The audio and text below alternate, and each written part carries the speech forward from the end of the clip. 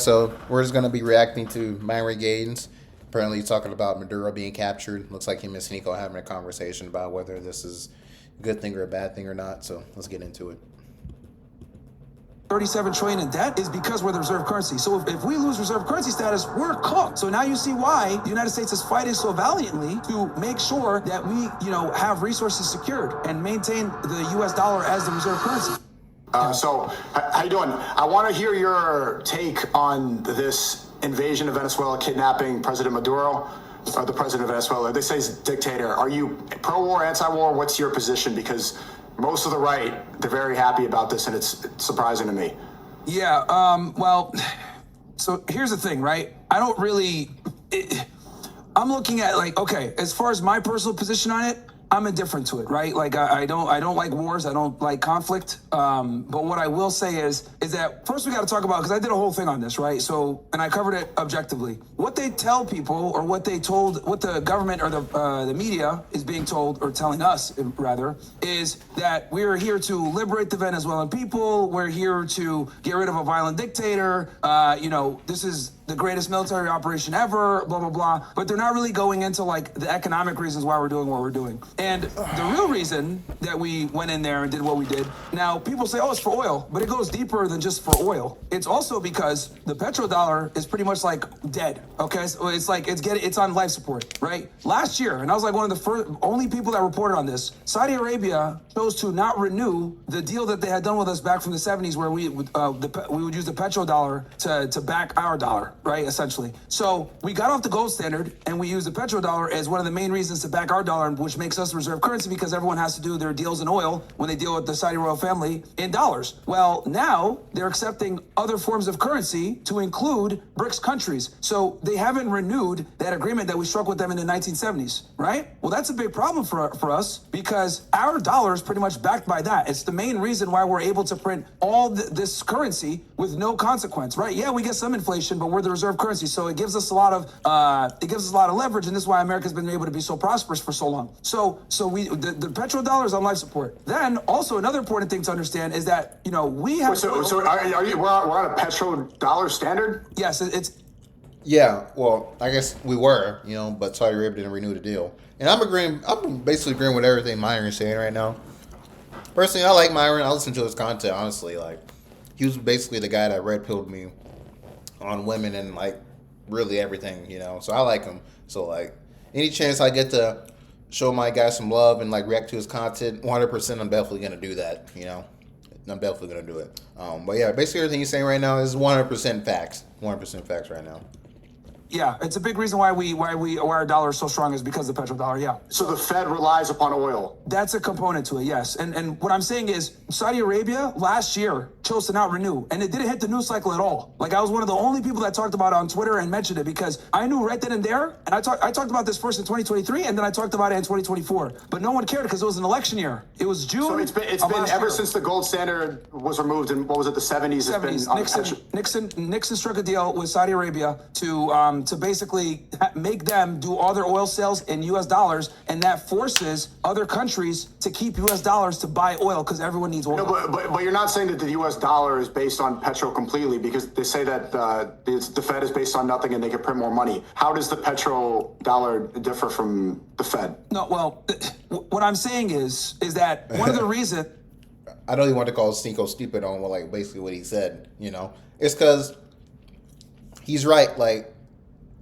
Yes, the Fed can basically print money infinitely.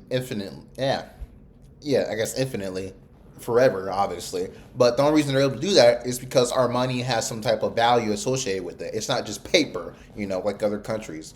It's backed by something. It's backed by oil, which all the countries basically need oil. And what are they going to buy the oil with? U.S. dollars, because that's the only way they can buy oil. So, Why us printing money, ridiculously, and we don't deal with consequences for it, is because there's a need for our dollars all across the world to purchase oil. Does that make sense? Yes. Okay, yeah. Fair. So, and I won't get more complicated than that, but that was a big deal that we had that made our currency very strong, right? Last year, Saudi Arabia decided to not honor that deal anymore, right? Now they're not doing all their transactions in dollars. Which is, it's kind of weird why they did that, because the U.S. is like Saudi Arabia's biggest supporter.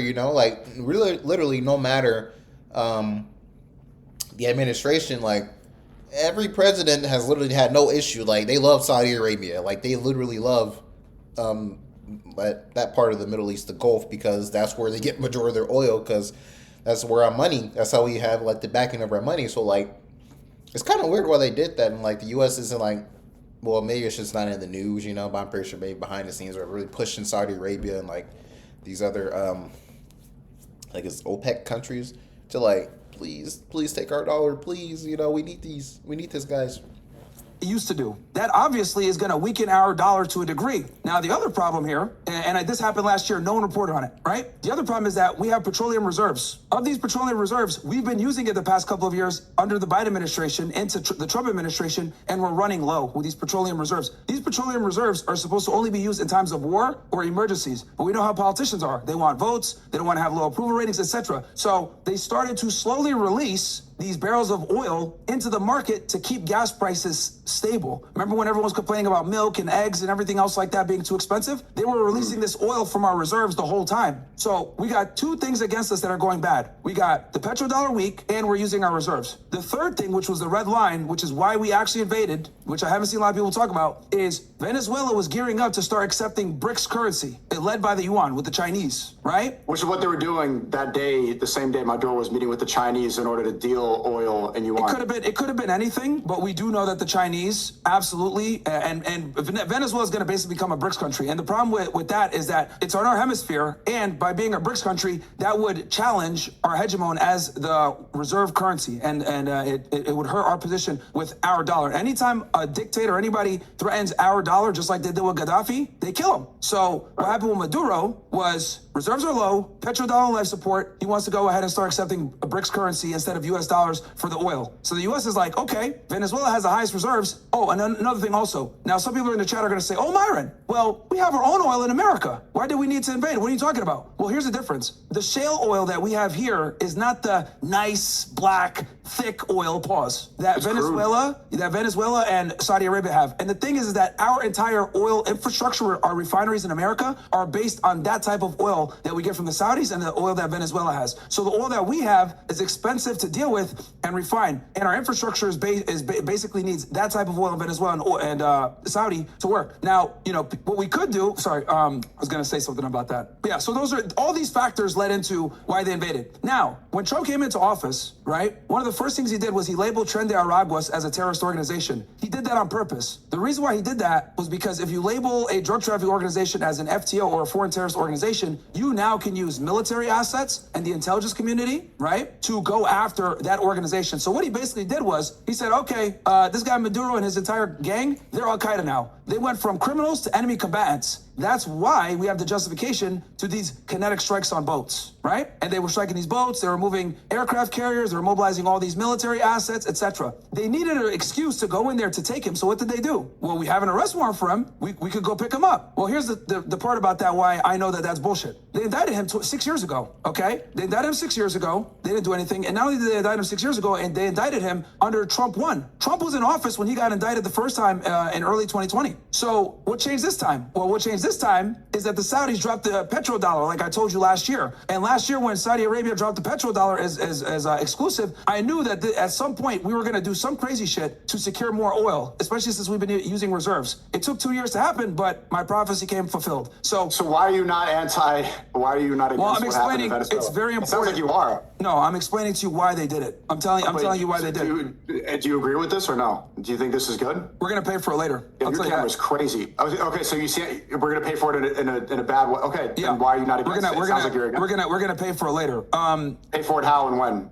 So this is how we're gonna pay for it. Basically, right? We tell all these other countries, hey, you can't violate people's sovereignty. We wagged our finger at Putin, telling him, you can't invade Ukraine, you can't do X, Y, Z, blah blah blah. But we went ahead and did that. And back in 2007, Putin delivered a speech talking about a multipolar world, right? That it's inevitable and it's coming. And that's where now. And the United States invading Venezuela, though in the short term, we're going to have access to some resources, the stock market might do better, blah, blah, blah. This is going to hurt us in the long run because now the international community understands that if you challenge the US dollar, right, you're putting a target on your back. So countries that were on the fence about going into BRICS or countries that were thinking about going to BRICS, they're absolutely going to deal with BRICS more because they don't want to be under the US dollar system that the United States has. And we've pushed a lot of people away that might have wanted to work with us because we've just demonstrated here, if you don't work with us, we're going to invade you and take your resources anyway. So let's say the people in BRICS, right, they're moving at 20 miles per hour. We've doubled the speed. Now they're going to move at 40 to 50 miles per hour. We've basically accelerated the very, the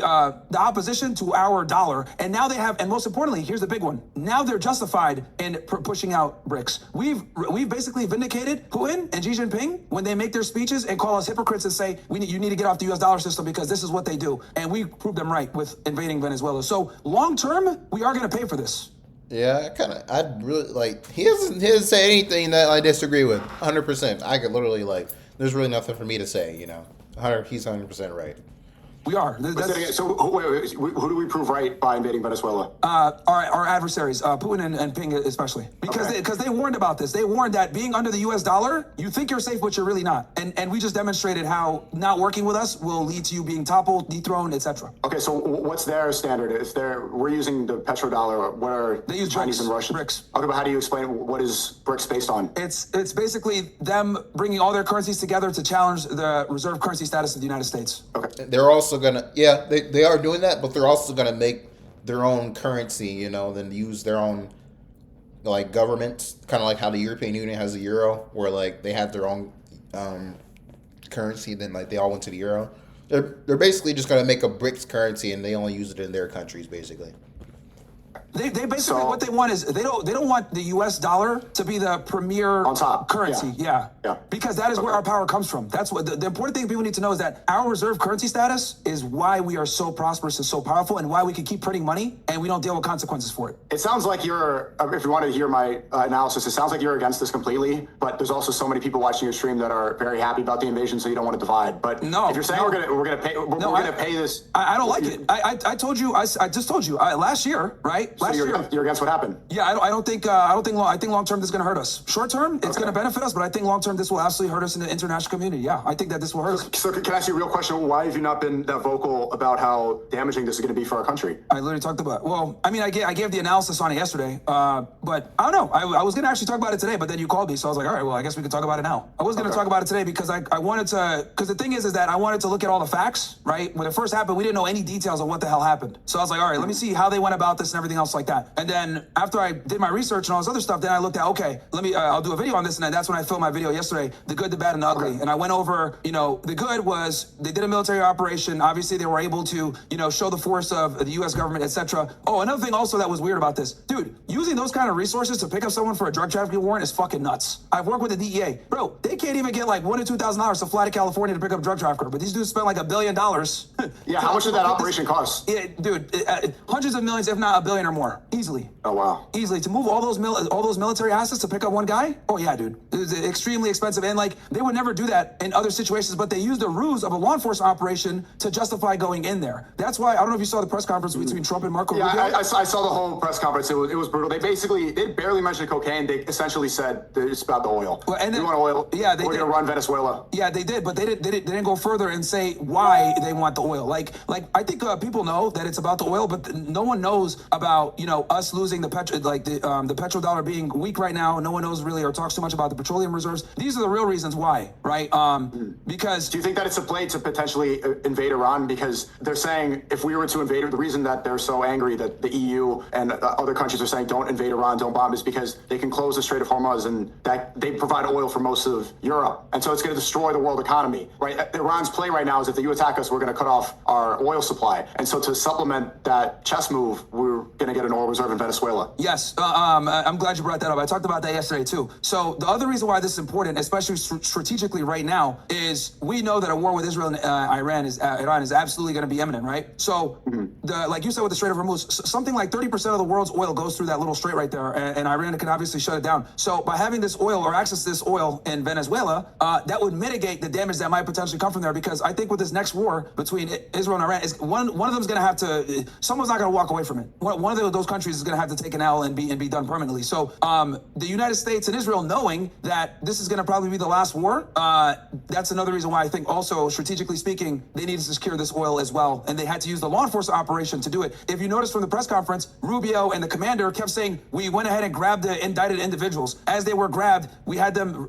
read their Miranda rights. They had to do all this and make it a law enforcement operation so that to justify spending billions of dollars on the operation. And if you read the 25-page indictment, I read it. There was no mention of fentanyl. That was kind of a conspiracy. Your AI cam is crazy. There was no mention of fentanyl. It was just cocaine and machine guns. That's it. Yeah. So if there's just coke and machine guns, then all of Latin America. Well, the other thing too, also, just being honest here, Venezuela is not like if you want to talk about drug trafficking and labeling people narco terrorists or whatever, like they're like fifth on the list, bro. Like there's way more dangerous drug trafficking organizations than the guys based in Venezuela. But that was a strategic Trump did that for a strategic purpose to justify using the intel community and the military to go get this guy picked up, because Mexico is actually the biggest, drug threat if we want to talk about drugs strictly. Something like 50 to 60% of the United States drugs coming through the southwest border. Maritime smuggling is no longer a viable way to drug traffic. It's not 1980 anymore. Yeah, they're pretty transparent about it. You could tell Hegseth, Rubio, Trump, they don't care about the coke or anything else about Maduro. They don't care about the dictator. They're like, all the Trump retards, they're like, the Venezuelans are happy. Do you think that they care about the happiness of Venezuelans? No, it's not important whatsoever.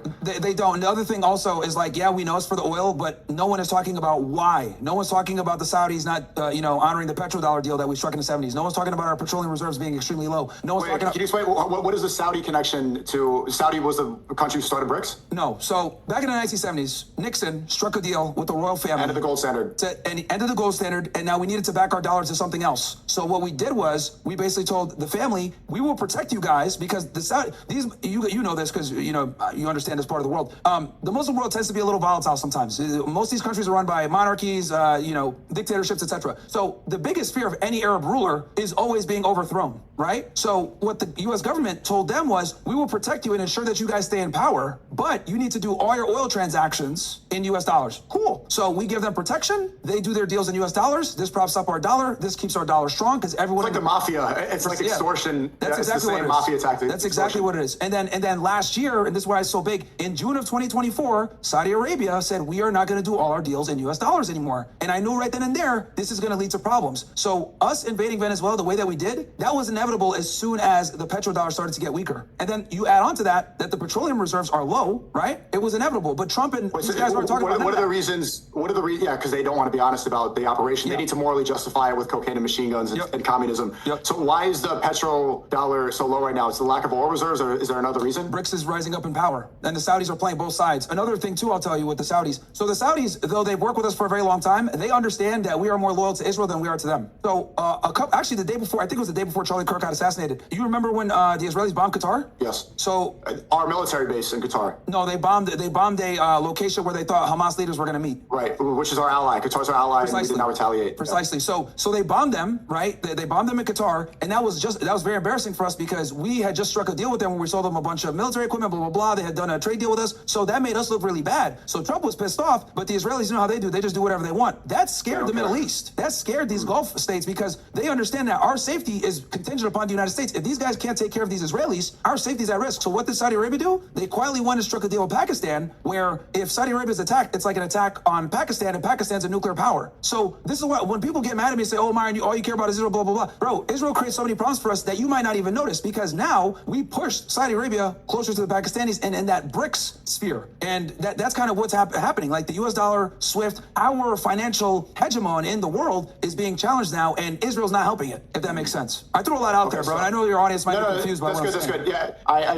the BRICS aspect of this I wasn't aware of, so that's good information that I needed to research on, especially because I want to debate Matt Walsh on this. He was anti-interventionist, and then now he's pro-interventionist. And look, you see him on Twitter. He's been attacking. He's been going at me for weeks all the time. So I'm like, let's just debate. Because this is how many. Okay, what do you think about this regime change? Is this gonna not only because you said the financial? Wait, you didn't spell out. So why is this gonna fail? Why is this okay? The reason why it's gonna fail is because the thing that's been challenging the U.S. dollar all this time is BRICS. And what the BRICS nations have been trying to do is they're trying to get other countries to join, saying, look, the United States is, they're a declining empire. They're getting weaker.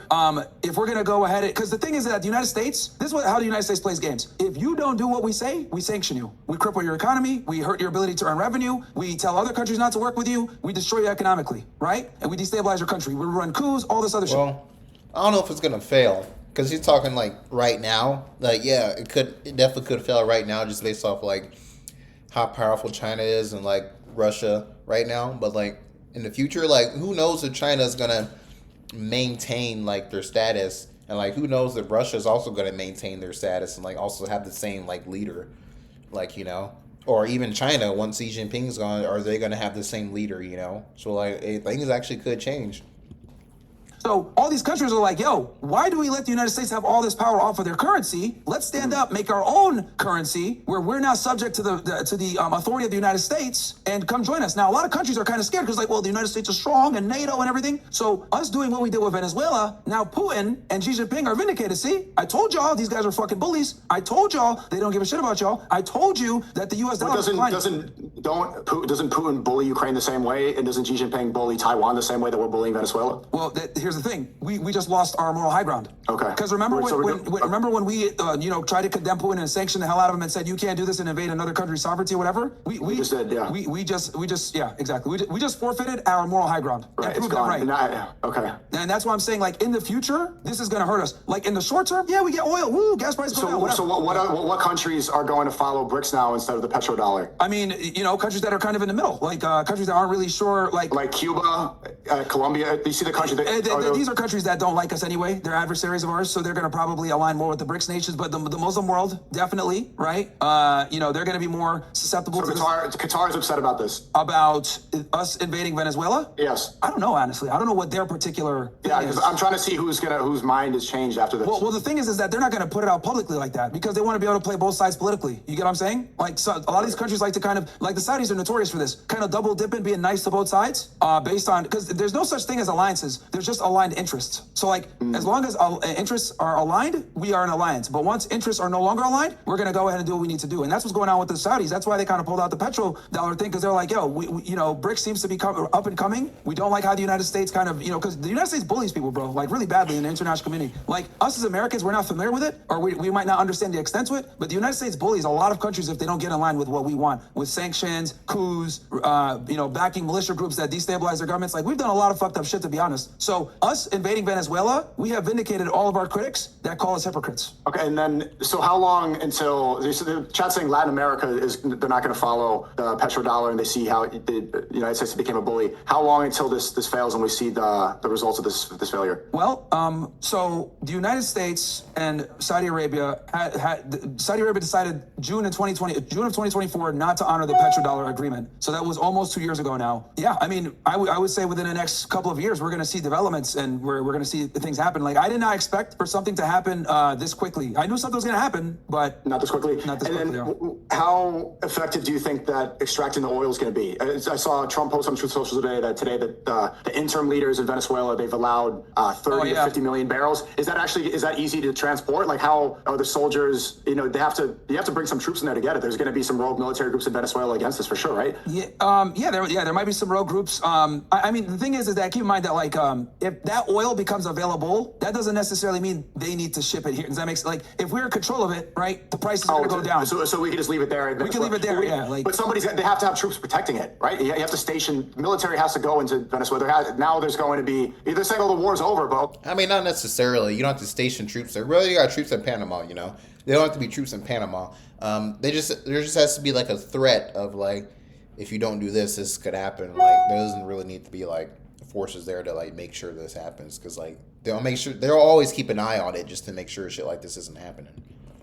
Troops need to go to Venezuela, correct? Well, you're bringing up a good point, and this is like, this is exactly what it was like with Iraq, right? Like, we invade, we show our military might, and then it's like, okay, we got to deal with this now. Oh shit, fuck, okay, like, damn, we got to. It's super fucking expensive. Yeah, you know what I mean? Like, that's exactly what happened last time. It's like, you do this crazy operation, you show that your might. It's like, yeah, we own this now. And it's like, all right, what are we gonna do? And you're like, oh shit, we got to clean up and have responsibility over this. Fuck. So, right. Yeah.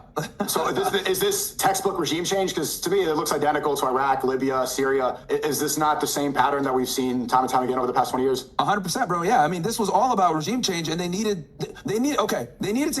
two things. They needed access to the resources and a regime that's going to be friendly when we access those resources. This arrest warrant was conveniently able to allow them to effectuate what they wanted. I think everybody knows that. If I were to debate Matt Walsh, I don't think that he would argue the moral legitimacy of this. And make sure you tell him, bro, like when you debate him, dude, you can barely get fucking $1,000 to go cross country to go pick up a target, right? Like I used to work with the DA. They're extremely cheap when it comes to travel funding to go pick up targets in another area. You'll get a guy in LA, your main target's in LA, you arrested all of his cell in fucking Tennessee. You want to fly to LA to catch your guy. Oh yeah, only you could travel maybe. Or you just let another agent over there pick him up and then you can meet him there later. Like the government is very stingy when it comes to resource on stuff. So the fact that they went ahead and mobilized hundreds of millions, if not billions of dollars to do this operation, moving all these military assets all over the place, that goes to show that this was an extraordinary event to pick up a drug trafficker. That's kind of unorthodox. Never happens that way, ever. Right, and that's just going to tack on to the $38 trillion of debt that we already have. Yeah. I mean, to a degree, you know. But the thing is, so the other thing also, like with this whole debt thing, I'm glad that you mentioned that. So you're always going to be in debt if you're the reserve currency, if that makes sense. It's called the triple So the effect. debt doesn't really matter? It's just as long so as it's all fake. It's all fake. the debt doesn't matter if you're the reserve currency. It's called the triple.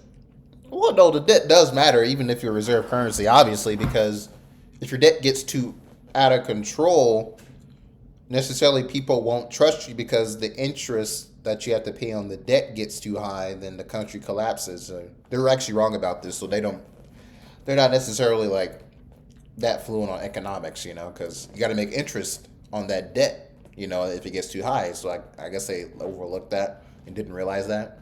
Yeah, so you know, like if 50% of our fucking tax money is going to the debt, then where's all the other money going? It can't go to social programs. It can't go to fixing the roads, like to people. So like, yeah, the country's going to collapse, and then yeah, it's not going to be reserve currency anymore because it's not I guess legit. I guess you can say.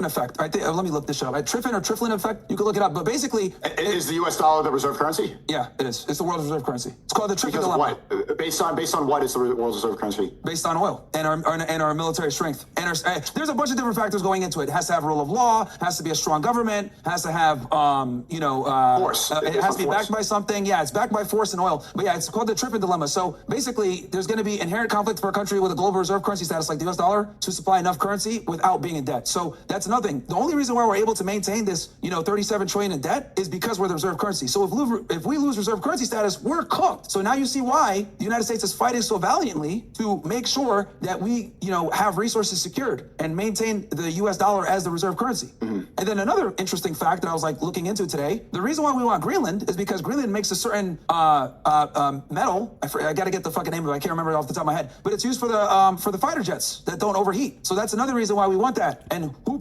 Was it titanium or nickel or something? Is that what he's talking about? Silver? Like, maybe titanium. Produces that metal and controls the majority of it right now? China. So our fighter jets operate on a precious metal that China has control over. So that's why people want to take over Greenland. So it all comes down, anytime you look at why we do the things we do, it always comes down to maintaining leverage and power to some degree. Okay. So at the beginning, you said that you were kind of on the fence about, not on the fence, but you weren't pro or, I'm trying to figure out why you said that. Well, what I said was, in the short term, we're going to benefit, but in the long term, we're absolutely going to pay for this later on. How are we going to see the benefits short term? So short term, stocks are going to go up. We're going to, oil prices will, the fact that we're running on reserves, right? And now we have control of this oil. Now we have more oil, right? So our reserves are going to go up. Prices are probably going to stay stable, if not go down a little bit. Stock market will go up a little bit. So we are going to see some short-term gains here. And also, this is a very strong demonstration of force as well, right? To scare some countries off. But the thing is, what we've basically done is you're not putting a gun to someone's head and saying, you better fucking listen. Yeah, they're going to listen, but once they get the opportunity to get out the fucking house, they will if they can, right? So what'll happen is a lot of the people that are supposed to be partners with us are going to feel more like hostages. So, and they're going to keep this in the back of their mind oh shit, look, the United States is willing to use force to acquire resources. I thought these guys were the moral high ground, moral police. So we've lost credibility in the international community, long term. Absolutely lost credibility in the international community. We forfeited any moral argument. Yeah, we cannot talk shit to Putin no more. Absolutely not. And you can even make the argument, right? like when it comes to Russia, for example, right, invading Ukraine, that he had been talking about and telling NATO not to expand, right, and they kept expanding, right. That's like a national security risk for them.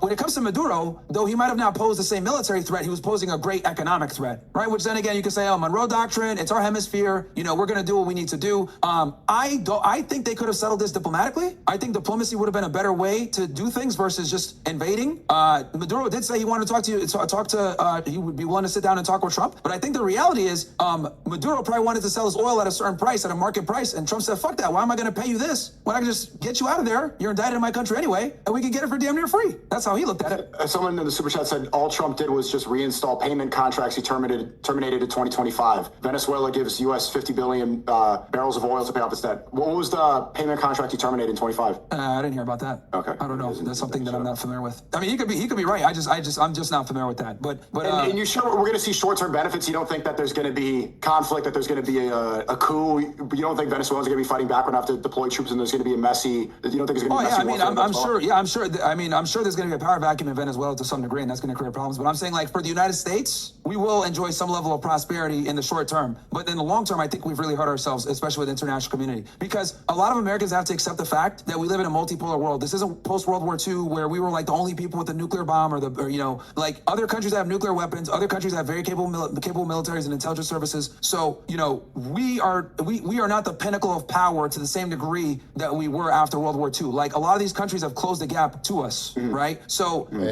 I don't like that we. I think we could have solved this in another manner. I think we could have figured out how to deal with this a bit more amicably than the way that we did. But you know, you look at it with the Monroe Doctrine, Maduro's hard-headed, blah blah blah. But I absolutely think that we've forfeited our moral high ground, and we can't tell anybody shit anymore. Honestly. What about all these Zionists and people like Netanyahu? They're very excited about what happened. They're very happy publicly. How much involvement did they have in this regime change? I have no doubt in my mind that Israel definitely played a role. We know that Maduro did not recognize the state of Israel as a sovereign nation. We know that he was very sensitive to the Palestinians' plight.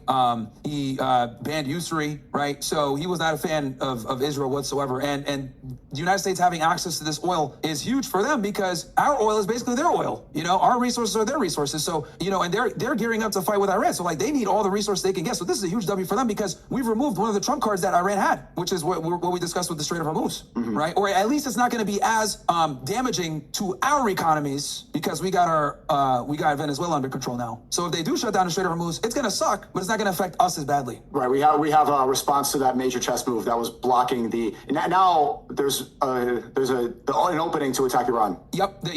Basically, because the thing is this: when Israel attacks Iran, they're going to hit Israel back super hard, right? What we're basically doing is trying to mitigate the damage from when they do hit us back or what hit them back hard. So why are all the right-wing people that were anti-war now, like, why is everybody so excited about this? Probably lack of awareness on why we actually did it. They probably don't know about the petroleum reserves. I haven't seen any of them talk about the petroleum reserves, the petrodollar being on life support. I haven't seen any of these guys talk about any of that stuff. And that's the thing too with like a lot of these guys. Like, dude, I hate to like these guys are like Daily Wire and like a lot of these like, you know, conservative creators. They don't really talk foreign policy like that, or they don't have foreign policy understood. They only care about like culture war, domestic issues. Like if Matt Walsh doesn't know anything. I think that's why he's avoiding. I mean, me too. Like I'm clarifying questions here that people are like, oh my God, how'd you not know that? Some of this, I'm making sure that I have this ready. No, it's a lot, bro. It's a lot. I don't blame you. Like, like foreign policy and geopolitical affairs is completely different than dealing with like American politics. It's like its own animal. Like dealing with like talking about this stuff. And I haven't seen. And the crazy thing is like I haven't seen any of like the big right-wing political commentators mention the reserves, the death of petrodollar. I don't know if you said this already, but why is the petrodollar on life support? Because you already said this. Yeah. So the reason why is because the Saudis are not doing all of their transactions in U.S. dollars anymore for their oil, like they used to. They're using the Chinese. They're using the yuan. They're using the yuan. And why did the Saudis change? They're realizing that we're now in a multipolar world. They're waking up and realizing like there's other superpowers besides the United States. Okay. That's why they went to Pakistan for their protection. They still have a deal with us, but like they also have a backup with Pakistan. Who? Saudi Arabia. Okay. And all right.